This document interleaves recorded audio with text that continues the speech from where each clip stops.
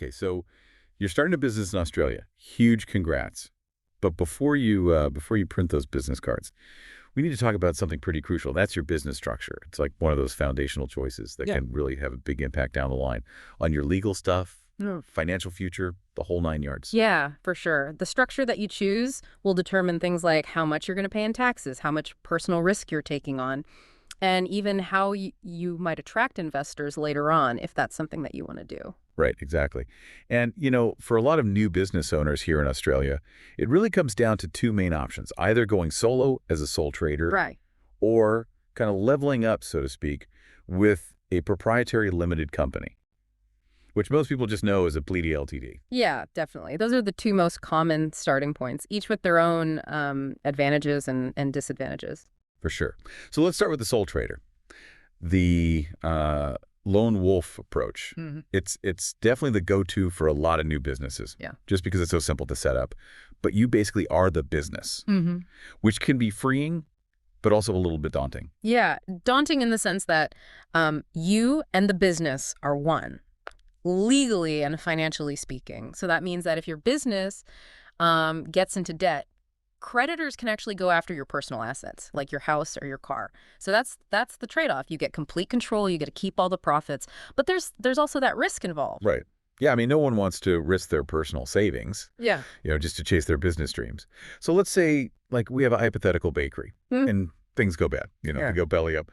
A sole trader could lose a lot more than just their flour and their ovens. Exactly. Yeah. Oof, that's rough. But for many businesses, especially when they're just starting out, sole trader is still a good fit. The setup is so simple and the costs are really minimal. You can actually register for an ABN, an Australian business number for free. You do it all online. And if you're operating under your own name, you might not even have to register a business name separately. Wow. So that's what I love about Australia. They really make it easy to get started.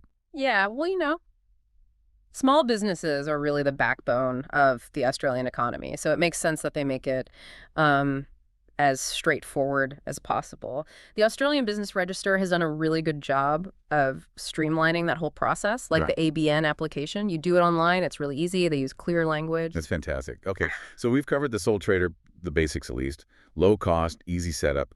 But you are personally on the hook for everything, if I'm understanding correctly. Yeah, pretty much. Okay, so let's move on to the Pity Ltd then. I think we call it the leveled up option. This one sounds a little more intimidating, but it seems like it also offers some pretty big advantages. Right, definitely. I think the main difference is that a Pity Ltd is a separate legal entity. You can think of it like you're creating this mini business person that's responsible for all of the company's debts and obligations. So you, as the owner, are a shareholder, and your personal assets are protected from business debts. Okay, so I'm already feeling like a huge weight off my shoulders just thinking about it. Yeah. So that means, go back to our bakery example, if a Pity Ltd bakery goes into debt, the owner's house and car and personal savings are all safe. Exactly. Yeah. Okay, that's a big deal. So that limited liability thing, that's a big reason why people would choose the Pity Ltd. Yeah, definitely one of the biggest draws. And, a Pity Ltd can also make things easier down the line if you want to raise capital or attract investors. A lot of investors prefer to work with Pity Ltd companies. It just adds a level of credibility and professionalism. Okay, that makes sense. But let's be real. All of this protection, all of this credibility, it's got to come at a cost, right? Yeah. Like, what are we looking at in terms of setup costs and ongoing expenses for a Pity Ltd compared to a sole trader? Yeah, you're right. There's no such thing as a free lunch. So the initial registration fee for a Pity Ltd is $495. And then there's an annual review fee on top of that. Plus, you'll probably need to invest in some accounting software to manage all the financial reporting stuff, which can be anywhere from like $20 to $50 a month. Right. And then Yeah. there's also the potential cost of hiring a professional, right? Like an accountant or a lawyer. Yeah, for sure. You might want to consider that, especially with the Pity Ltd. Yeah. Because it's a bit more complex to set up. Right. So it's definitely a much bigger investment up front Right. than the sole trader, Mm. which is practically free to get started with. Yeah, there's a big difference for sure. But you have to think about it like you're getting that peace of mind with limited liability and the potential tax advantages down the line. So for someone who's really serious about growing their business, it might be worth that initial investment. Okay, that makes sense. So just to recap, Sole Trader is the super budget-friendly option, really simple. Yeah. But you are personally liable for everything. Yeah. And then the Fluidity Ltd offers more protection. And it kind of opens up those doors for future growth, but it does require that bigger upfront investment. And a bit more ongoing admin. Exactly. Okay, so we're starting to see the trade-offs here. Yeah. Yeah.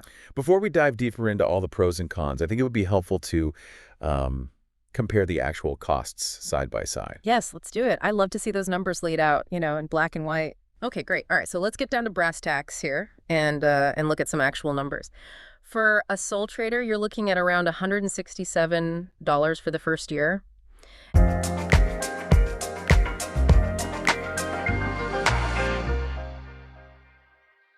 And that mainly covers the optional business name registration and any industry-specific licenses you might need. Pretty minimal, right? Yeah, that's practically nothing. And I bet a lot of people could even skip that business name registration if they're just, operating under their own name. Exactly. Now, a Tilly Ltd, on the other hand, that'll set you back around $1,045 for the first year, which includes the $495 company registration fee, the annual review fee, and the average cost of accounting software. Okay, so yeah, it's definitely a much bigger investment up front. But I can see how for someone who's really serious about, building a scalable business and minimizing that personal risk, it could be worth it. Absolutely. And especially when you consider those potential tax advantages that come with a Pleti Ltd. But it's important to remember, these are just the upfront costs. You might also have to factor in those professional fees, like if you need help from an accountant or a lawyer. Yeah, right. Those professional fees can really add up. Sometimes it's worth it, though, to get that expert advice. Avoid those costly mistakes down the road. Totally agree. Now, I think before we go any further, we should probably take a step back and think about the big picture here. What are the key factors that you need to be considering when you're deciding between these two structures? Okay, yeah. Let's break it down. What are those make or break considerations? All right, so first and foremost, you got to think about your risk appetite. How comfortable are you with the idea of unlimited personal liability? If your business involves, high-risk activities, or you're taking on a lot of debt, then a Pleti Ltd with that limited liability protection might be a safer bet. Yeah, that makes sense. But for someone who's, maybe launching a low-risk business, like a service-based business, maybe with minimal startup costs, Sole Trader could be a good way to just test the waters. Yeah, for sure. Especially if you're bootstrapping, Yeah. And every dollar counts. Totally. And another thing to think about is what's your long-term vision for the business? Do you see yourself growing really rapidly or, taking on investors, maybe expanding internationally? Yeah, those are all great questions. And if the answer is yes to any of those, then a Pleti Ltd might be the more strategic choice. Because, investors, they often prefer to work with incorporated entities. Right. So if you're thinking big, it might be worth setting up a Pleti Ltd from the get-go. Exactly. Lay that strong foundation from the beginning. All right. So we've got risk, long-term vision. Now let's talk taxes. Everyone's favorite topic, right? Right. So how does a tax man view these two structures differently? And what does that mean for your bottom line? Okay, so as a sole trader, you and the business are the same entity for tax purposes. So all the business income and expenses get reported on your personal tax return. Okay, so it's you just add a business section to your individual tax return. Pretty much, yeah. Okay, but what if you're making, a decent profit? Won't that push you into a higher tax bracket? That's a good point. As your income grows, the sole trader structure can become less tax efficient, especially as you climb into those higher tax brackets. And that's where a Pleti Ltd can potentially offer an advantage. Okay, how so? So with a Pleti Ltd, the company actually pays its own taxes, separate from your personal income tax. The company tax rate in Australia is currently 25% for small businesses, which is generally lower than the top personal income tax rates. Okay, I see. So the company pays tax on its profits, and then you personally only pay income tax on what you take out of the company, whether it's a salary or dividend. Exactly. And that's where things can get strategically interesting. You have some flexibility in how you extract that money. And a good accountant can help you optimize your tax planning to potentially minimize your overall tax liability. Okay, yeah. So it sounds like for someone with ambitious growth plans and a decent profit margin, A Politi Ltd could really offer some tax advantages. Yeah, it definitely could, especially as your income increases. But it's important to remember, tax laws are always changing, so you got to stay informed. And it's always a good idea to seek professional advice. Yeah, for sure. All right, so we've got risk, long-term vision, taxes. What else? What else should we be thinking about here? Well, let's not forget about privacy.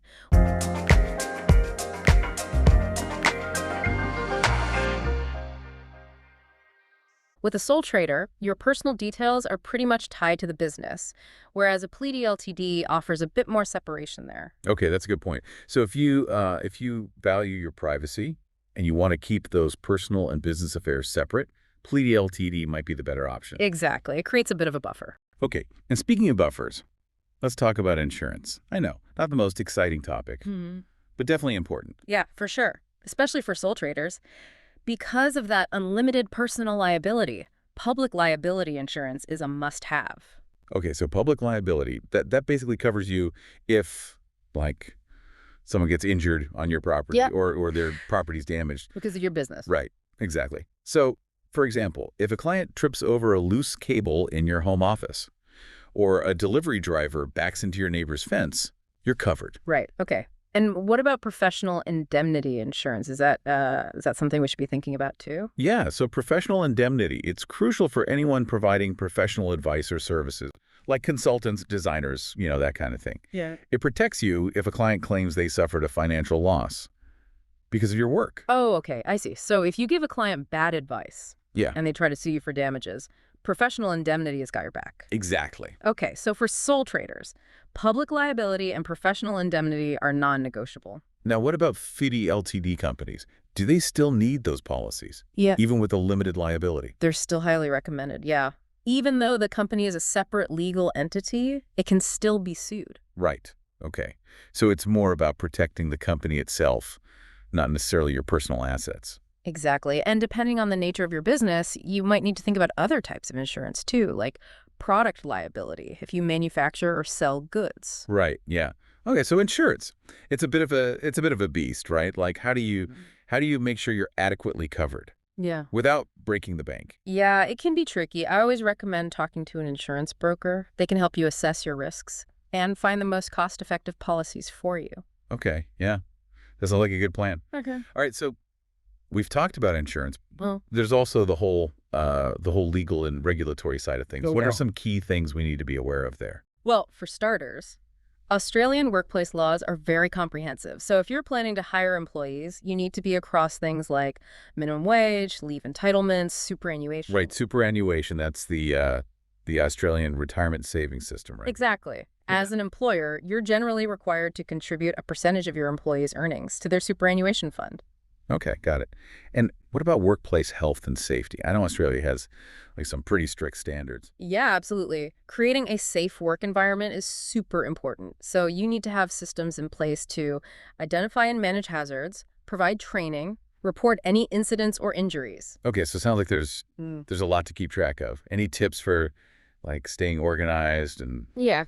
avoiding those nasty surprises? Well, the best thing you can do is just get organized from the start, keep good records of everything, your income, expenses, employee details, superannuation contributions, and don't be afraid to reach out for help if you need it. Right, good advice. So it seems like having those trusted professionals in your corner can really make all the difference. Definitely. Okay, so we've covered the big stuff, but what about those like essential Aussie business tips and tricks? All right, let's get into some of those. Starting with GST registration. Even if your turnover is below the $75,000 threshold, consider registering voluntarily. Okay, wait, why would you do that if it's not mandatory? It might seem counterintuitive, but it can actually make your business look more legit to clients and suppliers. Plus, it lets you claim back the GST you've paid on business expenses. Ah, okay, so it's more of a strategic move. Exactly. And speaking of saving money, don't forget about those grants and incentives that are available to small businesses. Yeah. Both the federal and state governments have various programs that can really help you out. Oh, wow, okay. Where can people find information about those? The business.gov.au website is a great resource. All right, and another tip, don't forget about state-specific regulations. Each state and territory might have additional requirements. depending on your industry. Oh, right. So even though you have your ABN and everything, you still need to check those local rules. Exactly. All right. So we've covered a lot of ground here, from sole trader versus pretty LTT to taxes, insurance, legal stuff. It's a lot. It is, yeah. But it's all manageable with the right information and support. Totally. So as we kind of wrap up this part of our deep dive, what are like some key takeaways that our listeners should really keep in mind? All right, so first and foremost, choosing the right business structure is super important. Think about your risk tolerance, your long-term goals, tax implications, and don't forget about insurance. Yeah, for sure. And as your business grows, stay informed about your legal obligations, especially when it comes to hiring and workplace safety. Got it. Okay, so careful planning, seek expert advice. Makes sense. All right, well, that's some great advice. Now, before we move on to the final part of our deep dive, I want to kind of shift gears a little bit and talk about the bigger picture, like the Australian business landscape as a whole. Okay, yeah.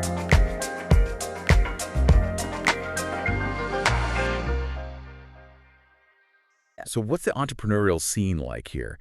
And why is Australia such an attractive place to start a business? Well, I think one of the things that makes Australia so unique is its entrepreneurial ecosystem. It's incredibly vibrant and diverse. There's a real buzz around innovation and startups these days, especially in cities like Sydney and Melbourne. Yeah. I've heard a lot about these like startup hubs popping up everywhere. What are those exactly? Basically, they're like incubators for startups. They offer co-working spaces, mentoring, networking events, access to investors. It's a really supportive environment. So it's like a one-stop shop for entrepreneurs. Pretty much. That's awesome. And then, of course, there's the lifestyle. Right, the Aussie lifestyle. Beaches, sunshine, good coffee. How does that factor into the equation? Well, Australia always ranks high in those global surveys for work-life balance and quality of life. It's a pretty laid-back culture, stunning natural beauty. People really value their time off here. Okay, so you're saying Yeah. I can have it all. A thriving business and a good life. I think it's definitely possible here. I like the sound of that. Okay, so let's bring it back to our main topic, choosing the right business structure. I'm sure our listeners still have like a million questions. Yeah, probably. So let's do a quick like rapid fire round of some common questions that we get from new business owners. Okay, sounds good. All right, first question. Can I change my business structure later on if my needs change? Yes, you absolutely can. You're not locked into your initial choice forever. As your business evolves, you might find that a different structure makes more sense. Okay, so it's not like a life or death decision. Right. But it's important to note that changing structures can be a complex process. Okay, so not something you do lightly. Definitely not. All right, next question. Do I need a business plan, even if I'm just starting a small side hustle? I'd say a business plan is always a good idea. No matter how big or small your venture is, it forces you to really think things through. Your goals, your target market, how you're going to make money. Right, like a roadmap. Exactly. Okay, and then this is a question that I think stumps a lot of people. How do you find the right accountant or lawyer? Word of mouth is always a good starting point. Ask other business owners for recommendations. You can also check with professional organizations. Okay, and don't be afraid to shop around a bit. Yeah, definitely. Find someone you trust who understands your business. Makes sense. Okay, last question. What's the biggest mistake that new business owners make when they're choosing a structure? I think the most common mistake is not thinking long-term enough. They choose the cheapest or easiest option up front, but they don't really consider how their needs might change as the business grows. Right, so Yeah, it all comes back to that long-term vision. exactly. Okay, well, that's some great advice. I'm glad it's helpful. So it seems like the overall message here is think strategically, do your research, don't be afraid to ask for help. Yeah, couldn't have said it better myself. Awesome. Well, thanks again for all of your insights. It's been a pleasure chatting with you. Likewise. All right, so we've talked about all the nitty-gritty details, setting up a business in Australia, choosing the right structure, navigating all the legal and financial stuff. But before we wrap up, I kind of want to touch on something that I think often gets overlooked, and that's the human side of entrepreneurship. Yeah, that's a good point. It's easy to get caught up in all the logistics and forget that starting a business is a human endeavor, Yeah. Driven by passion and creativity. Exactly. It's about pursuing those dreams, taking risks, building something meaningful. And it's about, connecting with other people, building a support network, learning from others who've been there before. Right. And speaking of connecting, let's talk about resources. Are there any, like, organizations or platforms that can help new business owners find that support, especially here in Australia? Yeah, definitely. For starters, I always recommend checking out your local Chamber of Commerce or industry association. They offer a ton of resources, networking opportunities. They often run events and workshops specifically for small businesses. Okay, so that's a chance to kind of connect with like-minded people Exactly. and learn from more experienced mentors. Yeah. And don't underestimate the power of online communities either. There are so many Facebook groups, LinkedIn groups, even just online forums where entrepreneurs can, share advice and support each other. Right. It's amazing how technology can bring people together like that. Yeah, for sure. And let's not forget about those government-funded support programs. Like there's an organization called the Australian Small Business and Family Enterprise Ombudsman, or ASBFEO for short. They provide free advice, mediation services, all sorts of resources. Wow, so it's like they're like an advocate for small businesses. Exactly. That's fantastic. I think that's why we love doing these deep dives, to uncover these hidden gems and share them with our listeners. I agree. And as we wrap up our deep dive today, I want to leave everyone with a few final thoughts. Okay, let's hear 'em.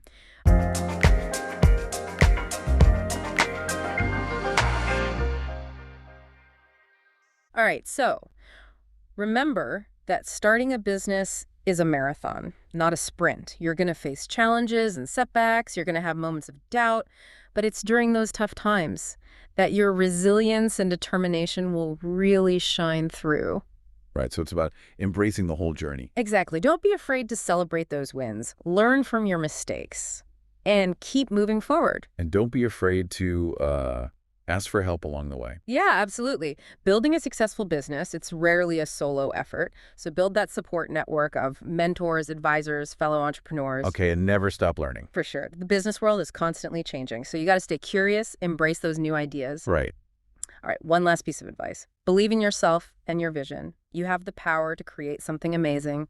Don't let anyone tell you otherwise. I love that. Okay. So a huge thank you to our expert for joining us today. Yeah. And sharing all of your incredible insights and advice. It was my pleasure. And to our listeners, thanks for tuning in to our deep dive. We hope you found it valuable and inspiring. Remember, we're here to support you every step of the way. Stay tuned for more deep dives into the topics that matter most to you.